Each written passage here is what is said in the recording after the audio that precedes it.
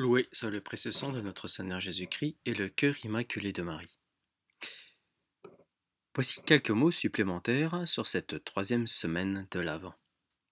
Nous allons parler un peu lire un livre sur la vie de Saint Jean-Baptiste qui a été édité en 1880 par Ernest Razy, s'intitulant Saint Jean-Baptiste, sa vie, son culte, sa légende et sa légende artistique, oui, parce c'est un livre assez épais, aux éditions Teki de cette époque. Nous allons prendre dans la première partie le quatrième témoignage qui correspond en fait à la partie du troisième dimanche de l'Avent. Au point où nous en sommes de ce récit, la renommée de Saint Jean-Baptiste est à son comble. Toute la Judée retentit de son nom. Ses discours volent de bouche en bouche. Aux appels de sa voix puissante, les cités sont abandonnées pour un temps et le désert étonner ce peuple. Enfin, Jean se défend d'être le Christ. Malgré ses témoignages répétés, le peuple, sourd dans ses adorations comme dans ses haines, persiste à croire que le Messie demeure caché sous les traits aimés du Baptiste. Mais, hélas, si les hommes, providentiellement chargés d'une grande mission, recueillent sur leur passage l'expression touchante de l'enthousiasme, ils provoquent aussi les coups terribles de l'envie. Jean, moins que tout autre, est précurseur. Sous ce rapport encore, de son divin maître, ne pouvait échapper à cette loi comme de l'humanité. Le Sanhédrin de Jérusalem supportait impatiemment ce prêcheur qui, ne sortant pas de ses rangs, professait une doctrine dont la hauteur éclipsait sa science et jouissait d'un crédit devant lequel pâlissait le sien. Le Sanhédrin était le grand conseil des Juifs, le représentant de la synagogue. D'après Don Calmet, il avait le droit de juger les rois, de contrôler l'enseignement des prophètes, d'examiner la légitimité de leur mission, d'autoriser enfin ou d'interdire leur ministère. Tous les scribes en faisaient partie en qualité de docteurs de la loi, ainsi que les princes des prêtres, que l'on nommait ainsi parce qu'ils étaient les chefs des 24 familles entre lesquelles David avait réparti les fonctions du sacerdoce judaïque. Beaucoup de pharisiens siégeaient donc dans la chaire de Moïse. Le Christ lui-même recommandait au peuple de leur obéir, tout en leur prescrivant de ne pas imiter leurs actes. Cette haute juridiction, ce Sénat, nomma une commission, composée de prêtres et de lévites, qu'il chargea de se rendre auprès du fils de Zacharie, pour l'interroger. Il n'osait point lui enjoindre de comparaître devant lui, tant était grand le prestige exercé alors par Jean sur le peuple. On a diversement interprété les intentions des organisateurs perfides de cette mission. Voulait-il désabusé les Juifs de l'idée que le Baptiste pouvait être le Christ, en obtenant de lui une dénégation solennelle, afin de ruiner ainsi son crédit aux yeux des masses, ou bien espérait-il que, dans un moment de vertige et d'orgueil, Jean, parvenu à l'apogée de la faveur populaire, se déclarait le Messie, et que dès lors il pourrait facilement le perdre au moyen de cette déclaration non moins impie qu'audacieuse? Il semble certain dans tous les cas que la malveillance dicta leur conduite. Les prêtres et les lévites se rendirent donc à Beth-Abara, et interrogeant de nouveaux prophètes en présence de toute la foule, ils lui posèrent cette première question. Qui es-tu? Et Jean ne se méprend pas sur sa portée. Les envoyés ne peuvent ignorer que le pontife Zacharie fut son père. Ce qu'ils veulent, c'est obtenir de lui la déclaration qu'il est le Christ ou celle qu'il ne l'est pas. Le saint précurseur pourrait-il hésiter un seul instant? L'orgueil eût-il jamais accès dans son âme? Son humilité n'est-elle point connue? Son rôle n'est-il pas d'ailleurs assez beau? Pour grande pour tout autre cependant eût été la tentation, car les Juifs émerveillés de ses vertus le prenaient, on le sait, pour un ange incarné. Mais Jean déclara, et il ne nia point, remarquons bien l'assistance de l'Évangile, et déclara, je ne suis point le Christ. Ainsi, loin de nier le Messie, il le confesse. Sa réponse, brève, accentuée, est une ardente profession de foi. Les envoyés doivent être intérieurement mécontents. L'enquête ne tourne pas à leur gré, mais le peuple est là qui écoute et il convient d'aller jusqu'au bout. Ils font donc suivre la première question d'une seconde, où se trahit une certaine impatience. Quoi donc? Es-tu Élie? Un nouveau piège tendu au prophète, car beaucoup d'Israélites le considèrent comme Élie sorti de la nuée. Si donc il n'a pas osé se dire le Messie, peut-être aura-t-il la faiblesse de se faire passer pour Élie. Vaine attente. Je ne le suis point, répond simplement saint Jean.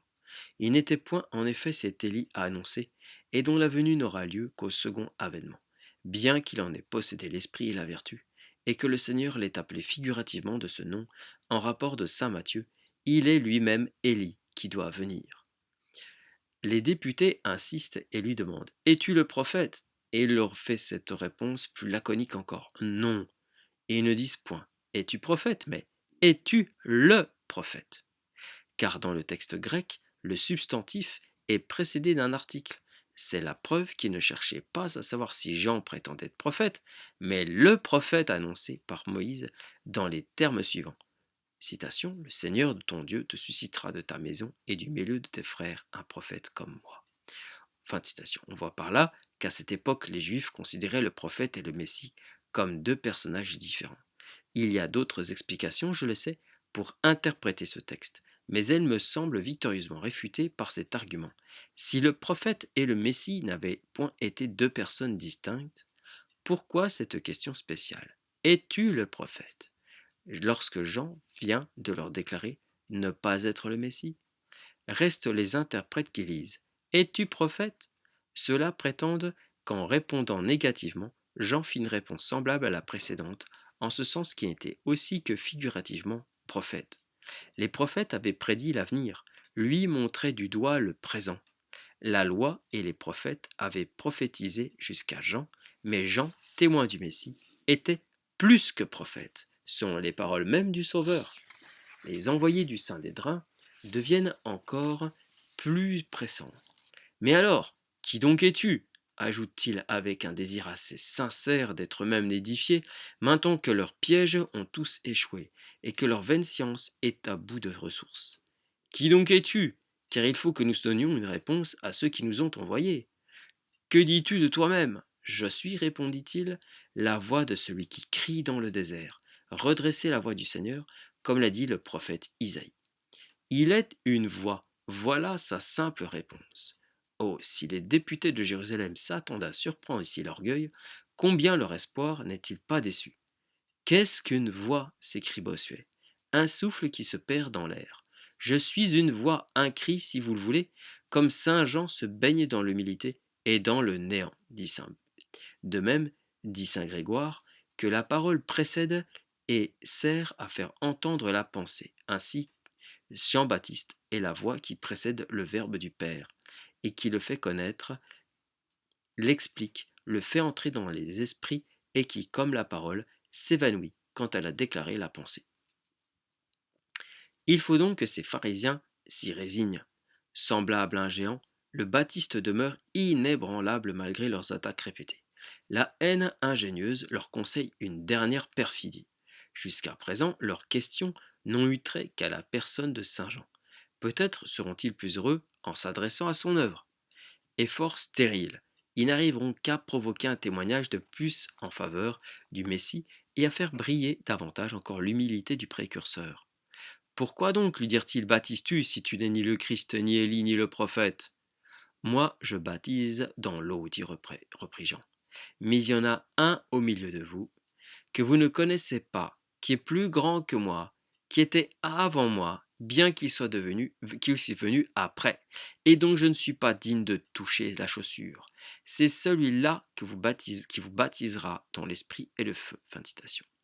Ainsi, dit l'abbé Bougot, en présence des envoyés du Saint-Dédrin, Jean déclara nettement que le Messie était venu. Il y en a un au milieu de vous. Et dans cet entretien, qui fut comme la clôture universelle officielle de l'Ancien Testament, il releva en termes sublimes la grandeur du divin inconnu. S'il ne leur en dit pas le nom, c'est que les pharisiens ne lui demandèrent pas, ou par mépris pour ce prophète que la synagogue n'avait pas autorisé, ou parce qu'au fond, religieux seulement d'apparence, ils se souciaient peu de connaître le Messie, étant peu disposés à le suivre. Tel fut le quatrième témoignage du précurseur. Les deux suivants se produisirent à une courte distance.